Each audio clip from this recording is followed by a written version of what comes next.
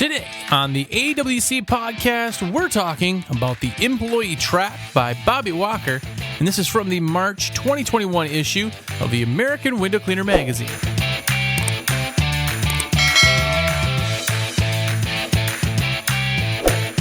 Thanks for spending some time with me today. As you know, the AWC podcast highlights a different article straight from the American Window Cleaner Magazine. And if you aren't getting your monthly magazine mailed to your door, just go to awcmag.com/sub to get yours now.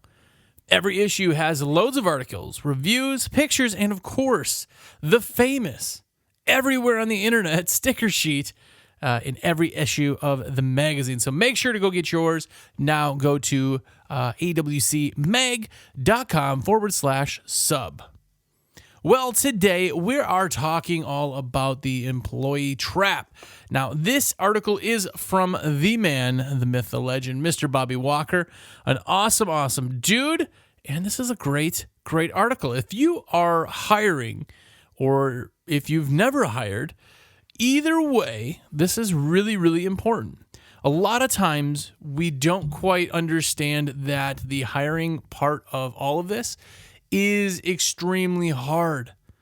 A lot of us who have been in the game for a while, or if you're running multiple employees, you know that this is going to be the hardest part of your job forever. It's always the hardest part. It's hiring your employees, it's keeping your employees, it's doing all of the things that your employees need just to have them, not even keeping them. He says, we've all seen it. We've all probably experienced it at some time. Someone poses the question, what is your biggest challenge in business? Almost every response is getting employees. And it really is. I'm telling you, no matter how big you get or what you do, employees are always the hardest because employees don't care about this business like you do. They just don't, right? I mean, think about it. This is your baby, right? When you start a business, you have to feed it everything, otherwise it dies. You have to just watch it at all times. Eventually it's a toddler, it starts doing its own thing, but you still have to be making sure it stays on the right path. Eventually it becomes a teenager and you don't like it anymore. That's the 7-year itch. If you haven't gotten there yet, be ready for that. And then eventually, if this is your life plan, you have to give that business off to somebody else. It's going to be sold off or it's going to be given to one of your family members. That's like your kid getting married off, right? It's still your baby, but it's somebody else's now. Somebody else is worrying about it and dealing with it and dealing with the day-to-day, right? That is a business. But as an employee, it's just a job. They love you because you sign the checks. I've had people who I thought were just good friends. They'll be friends forever. And then they no longer work at the company and I never speak to them ever again. Or I have people flip the script and turn into the biggest jerks I've ever met in my life. It's like, what? How are you the same person? He says, finding good employees is hard. It's just a fact. On top of the fact that it's hard to find good people, it also requires a lot of hard work digging through resumes, calling the ones you like, getting answers from 95% of those, and not actually liking 50% of the ones that do answer. Setting interviews for the rest, 70% of those people not even showing up for the interviews. This is the plight. I mean, this is if you've done this, I could remember the last time that I had interviews, and I ended up booking 12 interviews for the next day. This is the first batch. I did a bunch of phone interviews, of course. I didn't like everybody, but out of that, I picked the people I really thought were going to do something. Scheduled 12 of them every 15 minutes because I thought, well, probably one or two won't show up. I had literally one person show up. One person show up. They got a ride from their cousin. They didn't even own a vehicle.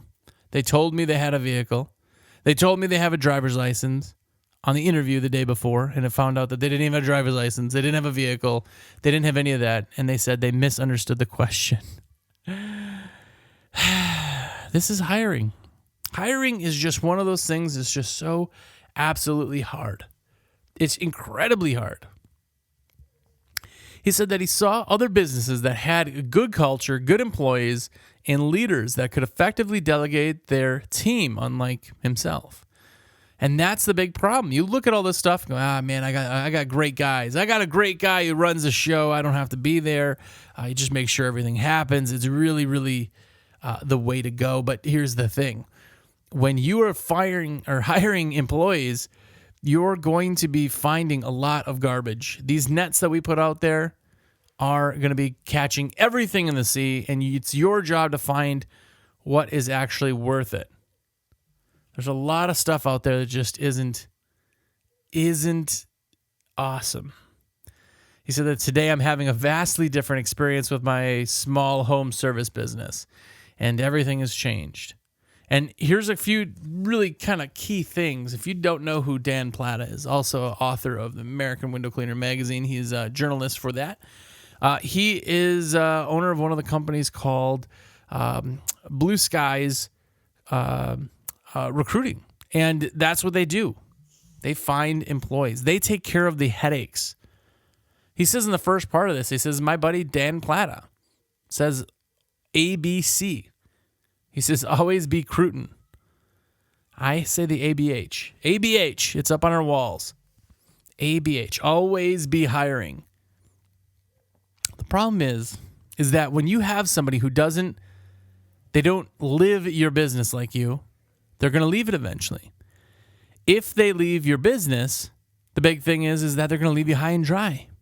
I've had people who have worked for me for 6 years literally come in one day, say, hey, I got another job. I was like, man, I didn't even know you were looking.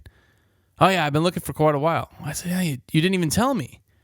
And I said, you didn't even tell me. You're just kind of dropping this 2 weeks notice on me? No, I can't do 2 weeks notice. They need me to start on Monday. This was a Friday.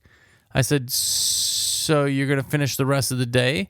He goes, well, I don't see the point in finishing the rest of the day. I said, well, we got jobs today. Oh, yeah, sorry, man. That was it. Like, you have to have people on standby because as soon as somebody decides to leave, you have to have somebody else coming in. It's just the fact of the matter. You have to be ready for it. He said that Dan says it's important that we recruit before we need to. We just need to do it. That's the big thing. We have to do it. You have to have these people waiting in the wings for when it's time to pull the trigger. Another one he says is sell your company. And he's not talking about selling your company as in this is the end of the journey. But you have to sell your company to people. He says that many of us make the mistake of posting an ad that reads something like, hard work in the elements, 6 days a week, decent pay, must pass drug screen. The big thing about that is it's an ad that looks like you're not going to be a fun company to work for anyway. You're not attracting the right people.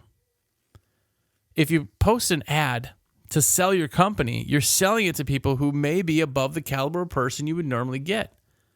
And they're out there, and it feels like sometimes you can't get those people, but you sure can. I've had some amazing people. I know you've had some amazing people that you've hired, but you have to find them. The big thing is that we need employees more than an employee needs us. We really do. The thing is that if I have an employee, right, they can go and find another job somewhere else. They'll even collect unemployment. The government literally will pay them if they lose their job. What happens if we lose an employee? We have to go and spend hundreds, if not thousands of dollars to hire somebody else, the training, everything that goes with it. It is a huge thing. So we have to find the right people right out of the gate. And we're selling, why do they want to work with us? I would always do a big interview. We would talk to the person. If I liked them, I'd say, hey, before you say anything, let me show you our facility. Let me talk you through some of the guys, see some of the stuff. Let's just go through everything so you can kind of see what it is we do here. And I'd show them our break room and our ping pong tables and everything else. And I would sell the experience. I'd say, man, this is a great place to work. Everybody that works here has been here a really long time. It's a really good culture. And I would sell it to them because if they're on the fence, I need them to be on the team. And that's the big, big thing that a lot of people kind of forget. They think, well, this guy needs me. He's got to get his money from me. If I don't pay him, they're just going to go somewhere else. The number 3 in this article, he says that you have to stop asking technical questions. Let's face the facts. A trained monkey can do the work of a technician in our industry. Now, he does go on to say a little bit exaggerated, but I mean, that's really the thing. Anybody can learn to do what we do. Now, I personally would almost argue that fact because I've had somebody who he was just at 5.0 feet tall, and it just wasn't for him. Everything was a pole. It just took him so long. I mean, everything was it was a taller person's kind of job, and he didn't like it. And we talked about it, and he decided he didn't want to do it any longer. I completely understand that. But for the most part, anybody can do what we do. You don't have to know what it is we do before we do it. You just don't. And a big problem that a lot of us kind of actually fall into is that we want to ask people all of the questions right out of the gate.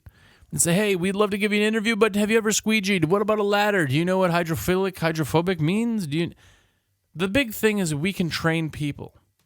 Training the simple is easy. Training the hard, hey, can you talk to people? Are you customer service oriented? Are you a hard worker? All of those things are not things that we really will know right out of the gate. Ask the basic questions to make sure they can physically complete all the work, endure the elements, work a required amount of time, but stop with that. He says that some of the characteristics to learn about an applicant are more important. Do they have a great work ethic? Do they have that victim mentality, or are they a team player? What we need to do is actually ask the right questions, find out the right things. That way we're finding the right person right out of the gate. I know a lot of people say, I'm trying to find somebody who's got some window cleaning experience. Window cleaning experience is a good thing. I don't want to have to teach them that. I want them to actually know. Well, you're more worried about trying to make money right away over the fact that you're trying to find the right people. I mean, the real truth of the matter is we're not going to make money right away. If you hire somebody who is a window cleaner, has been a window cleaner, has cleaned windows forever, and now they're coming to your window cleaning company, why did they leave the other company? Was there an issue? Are they not able to work with people? Should they really be a business owner, not a business worker? That's the big thing. You have to find the person that fits your position. You really do. He goes on, he says, here's a few good questions to sprinkle in to get these answers. And again, get your hands on a copy of the American Window Cleaner Magazine. You can go to the site right now and buy this back issue if you haven't gotten it already, but get a subscription. These are things that this magazine is absolutely amazing for, but here are some questions. He says, tell me about a time that you were taken advantage of any time in your career, basically. What time do you wake up on days you don't work? What do you do in your free time? Tell me about that time that you messed up. You got reprimanded at work. Tell me how you responded to it and how you fixed it. And what's your ideal job? These are some of the questions that really get to the bottom of who the person is, and that's what you really need to do. You need to find the right person for the job. He said, I wish I could keep going, but we can only fit so many words on this page. This is a good start.